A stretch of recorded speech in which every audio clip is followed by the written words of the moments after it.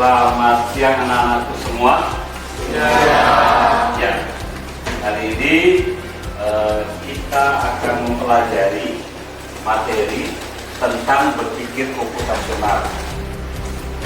Sebelum kita masuk ke materi dan lain-lain sebagainya, Bapak tanya dulu pada kalian, gimana liburan kalian selama ini? Bagus.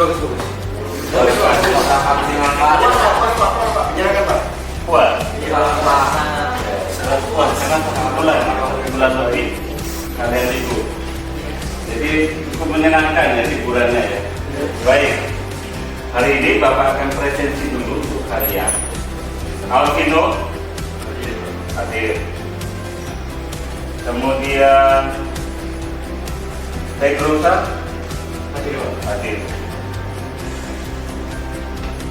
Baik, anak-anak, setelah tadi kita sudah presensi, Bapak akan beritahu maksud dan tujuan dari kita mempelajari berpikir komputasional atau computational thinking, singkat CT.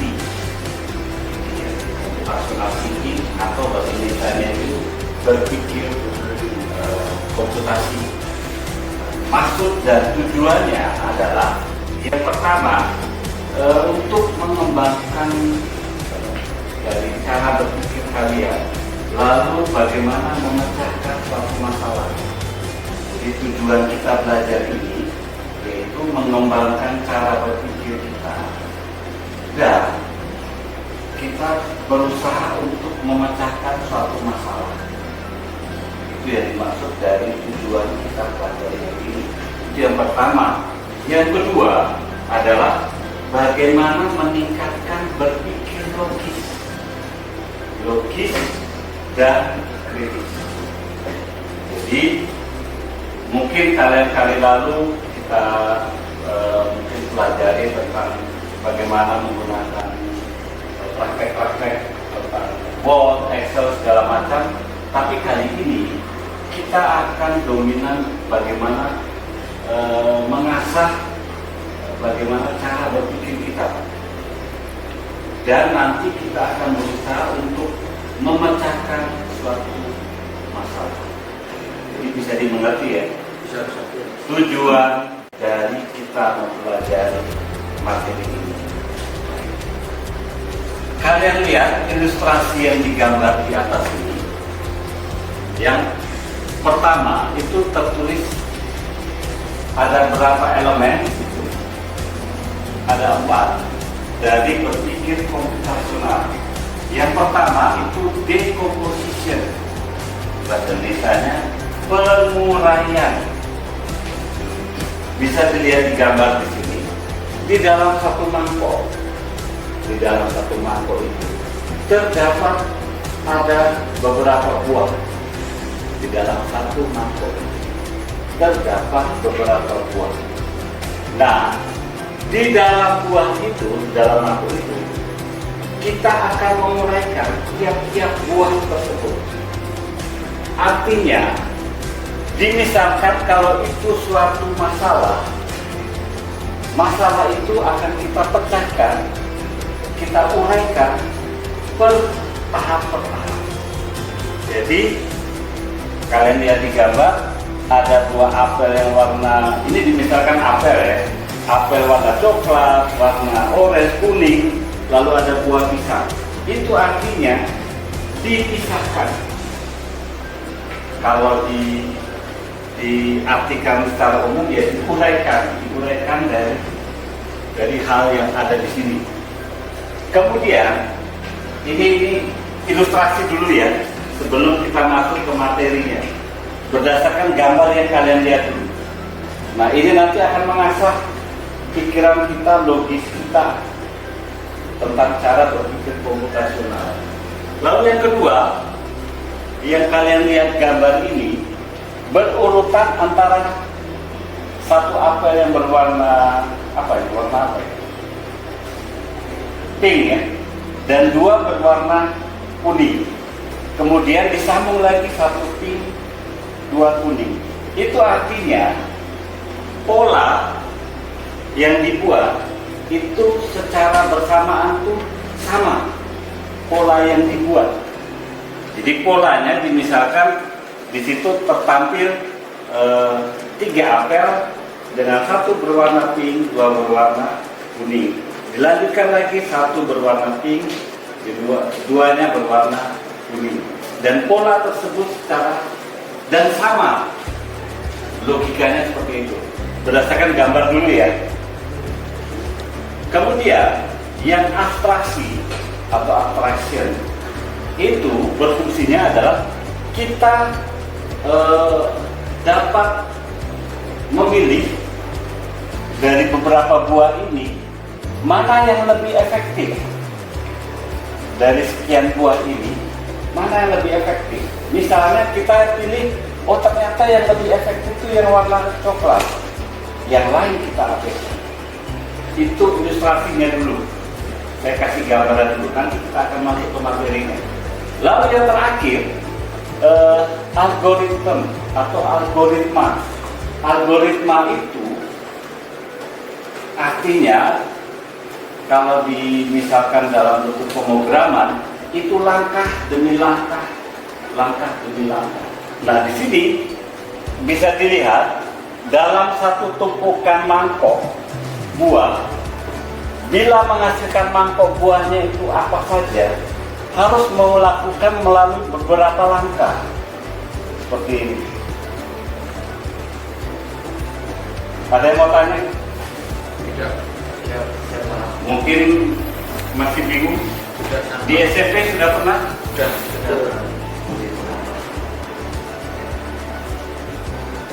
Baik, setelah kita sudah mengetahui dari ilustrasi gambar di depan yang kalian saksikan, terdapat 4 komponen dari berpikir komputasional, yaitu dekomposisi, pattern recognition, kemudian abstraction, lalu algoritma. Sekarang kita akan masuk ke dalam pokok bahasan yang mau kita bahas di sini apa? Yang mau kita bahas pada pertemuan kali ini tentang berpikir komputasional. Pokok bahasannya itu ada 3 yang akan kita bahas. Yang pertama,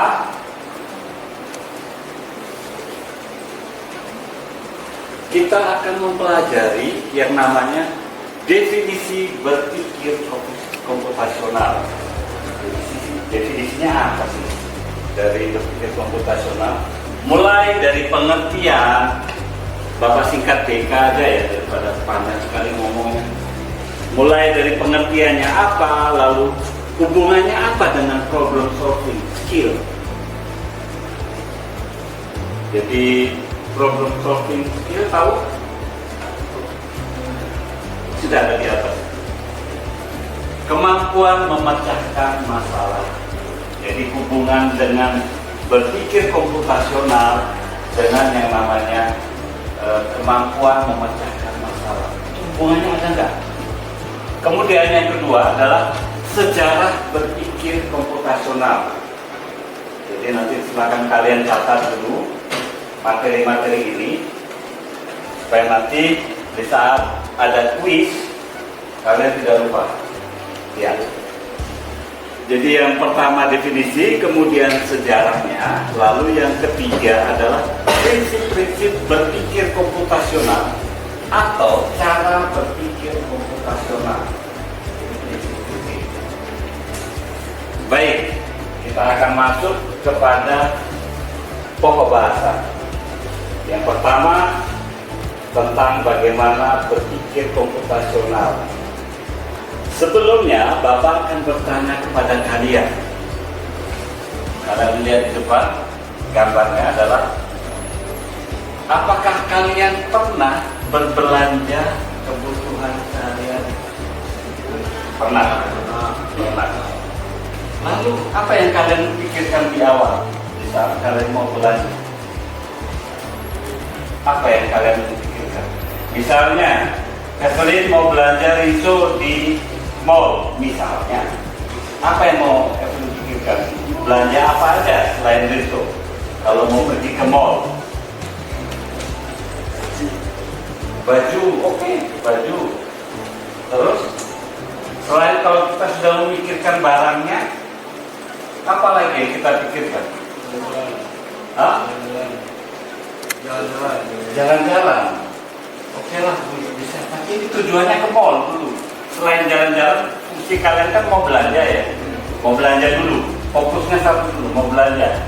Yang kalian belanja sudah tahu apa saja mau kalian belanja. Kemudian yang kalian perlu pikirkan apa lagi? Uang. Habis uang apa lagi? Setelah sudah pikir keuangannya, kemudian kalian bisa tentukan nilai keuangan yang harus kalian bawa. Berapa ya harus kalian bawa uangnya? Itu yang pertama. Jadi di saat kalau kita mau berbelanja dimanapun tempatnya, yang pertama yang kita pikirkan dulu adalah barang yang mau kita beli. Habis itu barang, kemudian kita harus berpikir ini harganya berapa, dan kita harus menyiapkan yang namanya uang. Pola seperti ini sebenarnya itu sudah termasuk dengan berpikir komputasional. Bagaimana kita memikirkan apa yang mau kita buat, lalu kita sendiri bisa memecahkan masalah. Oh ternyata kalau saya mau belanja, saya harus pikir dulu, saya mau belanja apa. Jangan seenaknya ngambil pulang bangkrut kita. Bisa ditahan polisi karena tidak bisa membayar, asal sembarang ngambil. Itu yang pertama, pertanyaan pertama. Yang kedua,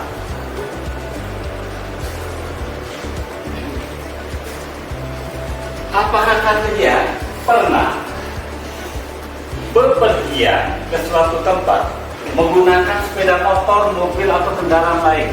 Misalkan 3 tuan besar di sini, mereka jelas punya tujuan. Bagaimana mereka mengendarai motor ini? Tidak sembarangan mereka mau asal jalan. Pasti punya tujuan. Kalau tidak punya tujuan, masuk rumah orang mungkin akan diusir. Jelas mereka punya tujuan. Nah, dari hal ini tentu kalian akan berpikir kan, kalau saya mau berpergian, saya mau pergi kemana dulu? Yang pertama, tujuan saya mau kemana? Contoh, misalnya kita mau pergi ke pantai. Pertama kita mau pergi ke pantai. Apa yang mau kita lihat pergi ke pantai? Jalan kaki? Tidak mungkin. Menurut kalian apa? Jadi kita pakai pikiran aja lah, logika sederhana aja. Kalau kita mau pergi ke pantai, arahnya dari Jogja, dari kota Jogja menuju ke pantai selatan. Apa yang kalian mau pikirkan pertama? Kendaraan, bensin nanti. Kalau kendaraan ada, kalau kendaraan tidak ada, bensin mau taruh di mana? Nah, kendaraan dulu. Apa kendaraannya? Kalau naiknya berapa orang? 2. Oke. Baik. Kita akan mulai lagi. Setelah kalian tadi sudah tahu ya tentang soal yang sudah Bapak beli tadi, atau apa ya, untuk memancing supaya kalian bisa tahu ya bagaimana yang dimaksud dengan problem solving skill, jadi pemecahan masalah. Dan di sini yang namanya computational thinking, dia berada di posisi yang paling atas. Di bawahnya itu ada algoritma, pattern, abstraction, dan decomposition. Dialah yang akan mengantarkan itu menjadi yang namanya computational thinking. Berpikir komputasi adalah kemampuan dalam memecahkan masalah. Kemampuan dalam memecahkan masalah. Itu yang disebut dengan contoh bahasanya, bahasa sederhananya berpikir komputasional itu adalah kemampuan dalam memecahkan masalah. Sekarang kita akan masuk ke yang namanya definisinya.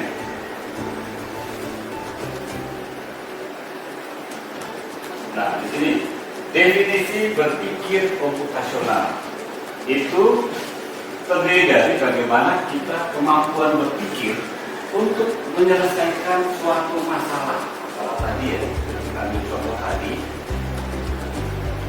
secara menyeluruh, kemudian dilakukan dengan berpikir logis dan secara teratur, tidak asal-asalan.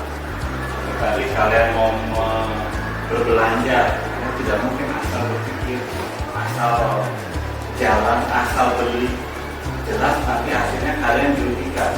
Makanya berpikirlah sebaik mungkin sehingga masalah-masalah yang kalian dapat bisa kalian pecahkan. Itu.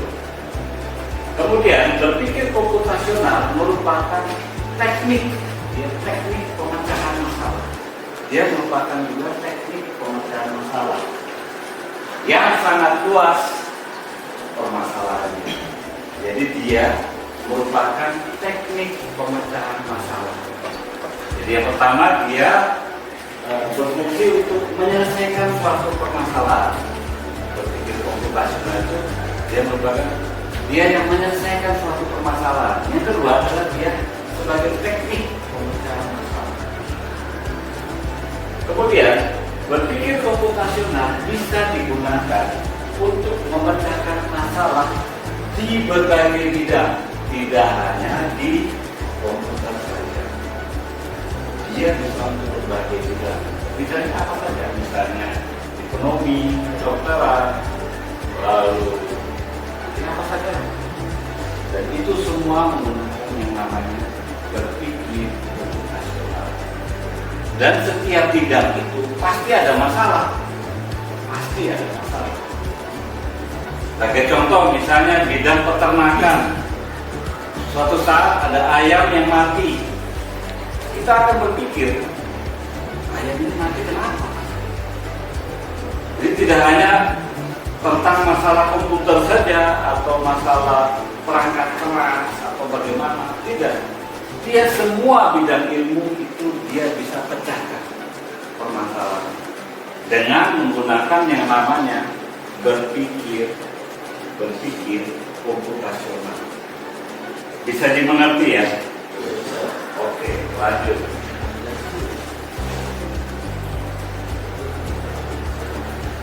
Berikutnya, apakah proses berpikir komputasional itu selalu menggunakan komputer? Tadi kan saya bilang apa? Berpikir komputasional bisa untuk di segala bidang. Berarti pertanyaan ini jawabannya bagaimana? Tidak seperti apa?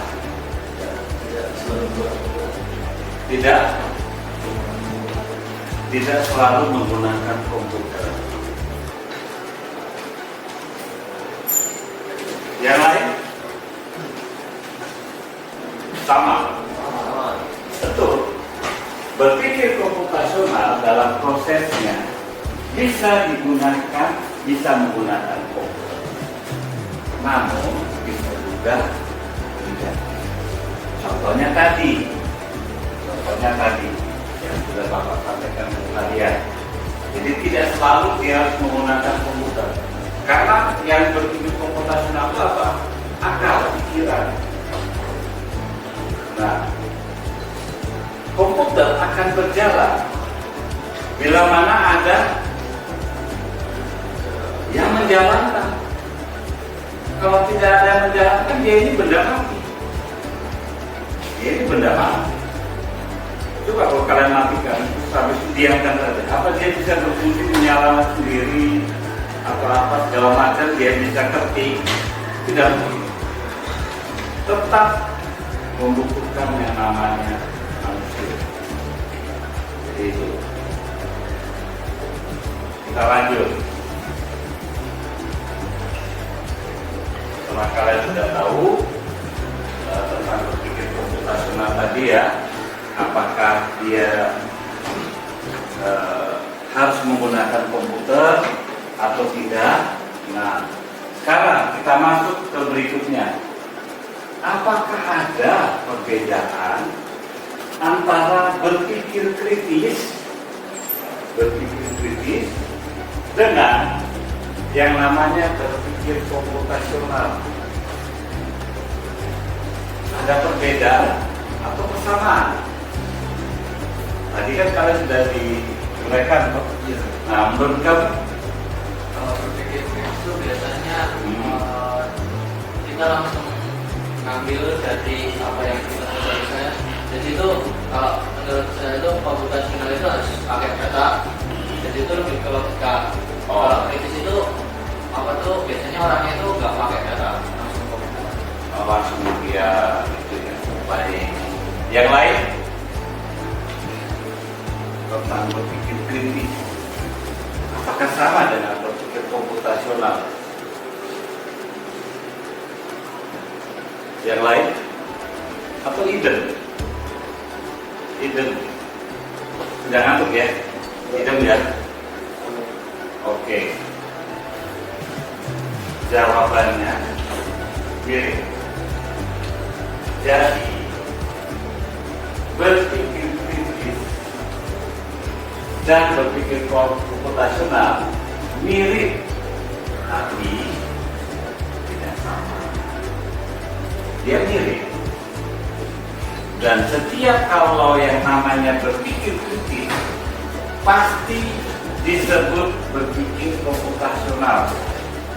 Tapi kalau yang namanya berpikir komputasional tidak selamanya disebut berpikir kritis. Seperti yang kalian lihat tadi, yang sudah Bapak beritahu bahwa yang namanya berpikir kritis itu adalah kebiasaan berpikir yang membantu kita untuk menjadi lebih bijaksana. Jadi dia merupakan kebiasaan berpikir.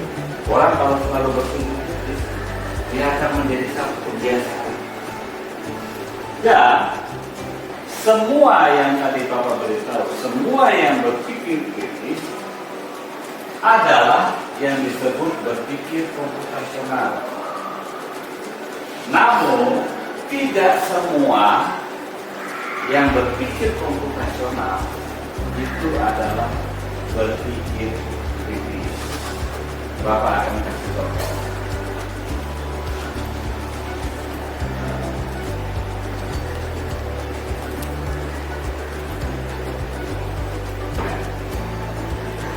Contohnya ini yang kalian perhatikan di layar. Di sini gambar sebelah kiri bagaimana banyak orang mendorong batu. Itu dia sudah disebut dengan berpikir kritis belum? Belum, karena dia hanya berusaha menggunakan tenaga. Memang dia pakai pikir ya, dia harus mendorong barang ini menjadi pindah tempat. Tetapi yang namanya berpikir komputasional dari berpikir kritis, dia akan berusaha memindahkan barang itu. Awalnya barang itu dia tempatkan di atas sebuah kayu yang tempatnya tidak terlalu rata dengan bidang yang dia lewati. Jadi dia bentuknya bulat. Dengan begitu, kalau didorong, dia akan bisa jalan. Kalian pernah lihat film Troll yang udah film zaman dulu, Yunani, yang dari kota apa itu dia ngambil kuda yang sudah jadi patung, kemudian dia dorong ke dalam kota menggunakan tumpukan kayu bulat panjang, baru dia dorong. Jadi zaman dulu menggunakan seperti itu. Nah, berjalannya waktu, dia akan membuat yang namanya tempat untuk barang tersebut. Dia akan membuat wadah itu. Kita akan mempelajari yang menjadi komponen-komponen dari berpikir komputasional, yaitu yang pertama dekomposisi atau penguraian. Itu artinya apa? Yang menjadi dekomposisi atau penguraian artinya adalah bagaimana kita memecahkan suatu masalah sehingga menjadi bagian yang kecil-kecil. Jadi masalah yang besar, karena kita bingung menyelesaikannya, kita pecahkan dari masalah itu sehingga menjadi masalah yang kecil.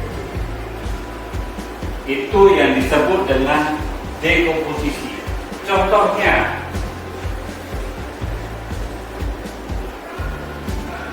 yang pertama adalah memasak makanan. Jadi tadi yang Bapak beritahu bagaimana kita berpikir untuk memasak, bagaimana kita berpikir yang lainnya. Yang pertama, dalam berpikir dekomposisi, yaitu kita siapkan bahan dulu. Bahannya apa? Misalnya sayuran, kita potong-potong. Nah, kalau nasi, kita mau masak nasi, kita cuci dulu beras. Kemudian kalau kita mau menggoreng lauk, kita siapkan dulu bumbunya. Lalu kemudian di saat kita mau memasak, setelah sayur sudah dipotong, kemudian kita tumis bumbunya. Lalu dalam penyajiannya kita tata di piring dari sayur yang sudah kita masak. Itu yang disebut dengan dekomposisi. Dipisah-pisahkan dari permasalahan yang besar bahwa kita akan mau menyajikan sayuran yang enak. Nah, untuk menyajikan itu yang pertama kita pecahkan. Oh, kalau mau menyajikan itu saya siapkan dulu lah. Saya potong-potong dulu sayurnya. Siapkan dulu yang pertama sayurnya. Lalu yang kedua, setelah sudah saya potong-potong sayur, saya pikir lagi, saya siapkan lalu tumis bumbunya. Tumis bumbunya. Setelah saya sudah tumis bumbu, kemudian saya masak sayur itu. Lalu hasilnya saya sajikan ke diri, sehingga itu menjadi makanan sayur yang siap saya makan.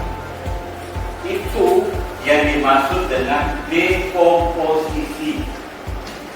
Jadi masalah yang besar dipisah-pisahkan menjadi masalah yang kecil, baru kemudian kita selesaikan masalah itu. Mengerti ya? Lanjut. Nah, contohnya seperti itu tadi, bersihkan rumah.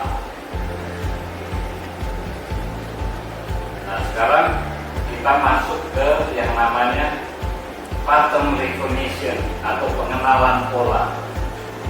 Nah, di sini yang namanya pengenalan pola, jelas dia harus ada polanya. Kan kita mau mengenal pola, kita harus tahu polanya juga. Dan semua itu berpola, tidak asal-asalan. Saya ambil contoh. Jadi pattern recognition atau pengenalan pola artinya dulu ya, adalah kemampuan untuk melihat persamaan. Kemampuan untuk melihat persamaan atau bahkan perbedaan pola. Persamaan atau perbedaan pola. Tren dan keteraturan dalam data yang nanti akan digunakan dalam membuat prediksi ataupun penyajian data. Jadi dalam pengenalan pola itu adalah kemampuan untuk melihat persamaannya. Kita ambil contoh di bawahnya ini sudah diatur polanya. Angka yang kalian lihat dari nomor 1, 2, 4, 6, 8.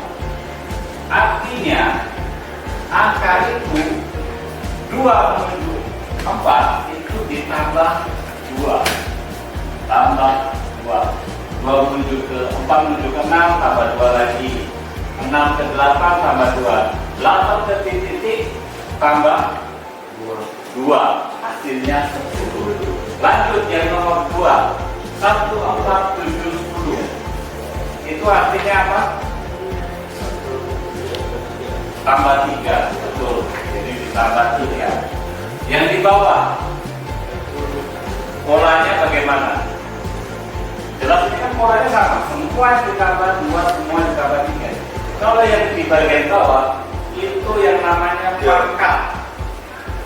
1 pangkat 2, 2 pangkat 2, 3 pangkat 2, 4 pangkat 2. Jadi seperti itu. Terakhir 5 pangkat 2. Ini artinya kemampuan untuk melihat persamaannya, ya, persamaannya. Jadi apa yang sama gitu? Kemudian itu disebut dengan polanya yang sama. Oh, polanya sama. Polanya seperti ini. Itu yang disebut dengan pattern recognition atau pengenalan pola. Sekarang kita akan mulai, kita akan kuis. Silakan kalian masukkan data kalian, nama kalian. Diharapkan tulis nama yang sesuai ya. Jangan sampai ada nama lain. Dan tidak boleh pakai nama orang tua. Harus pakai nama kalian. Wow. Belum ini baru laporan.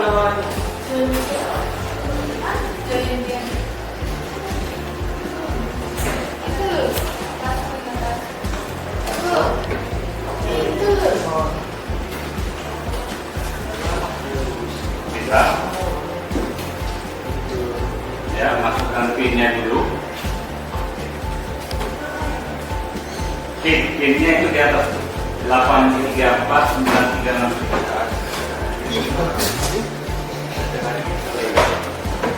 834 9367. Sudah? 2, 4, 5, 8, 10, baru 10 orang.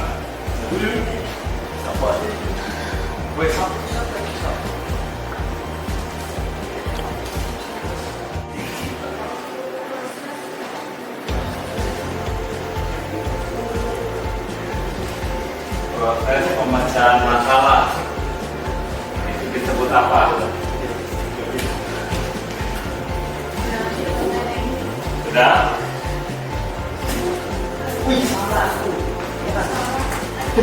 Sudah?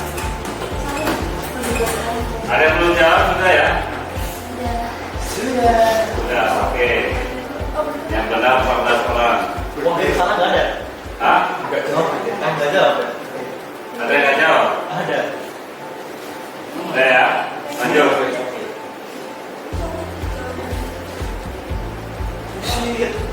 Pertama ada.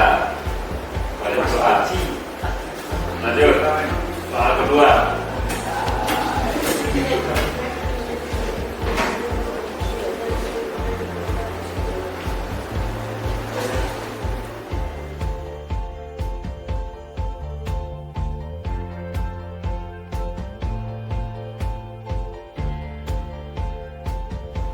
Pertemuan kita kali ini kita cukupkan. Cuman Bapak ingin tahu sejauh mana apa yang tadi kalian bisa dapat dari pertemuan kita kali ini, yaitu tentang berpikir komputasional. Apa yang bisa kalian simpulkan dari pertemuan kita kali ini? Mari berpikir secara logis. Baik, yang lainnya menambah wawasan. Ya. Secara simpulannya bahwa kita berpikir komputasional itu kita berpikir untuk tahu apa yang mau kita buat, tahu apa yang mau kita jalankan. Jadi selain tadi dapat wawasan yang berpikir makin kritis, makin apa, intinya adalah dengan berpikir komputasional, kalian tahu bahwa saatnya kita untuk berpikir secara logis. Saatnya kita sekarang berpikir secara logis. Baik, anak-anak, terima kasih untuk waktu dan kesediaan kalian. Hari ini kita tutup dulu pertemuan kali ini. Selamat siang. Terima kasih. Ya.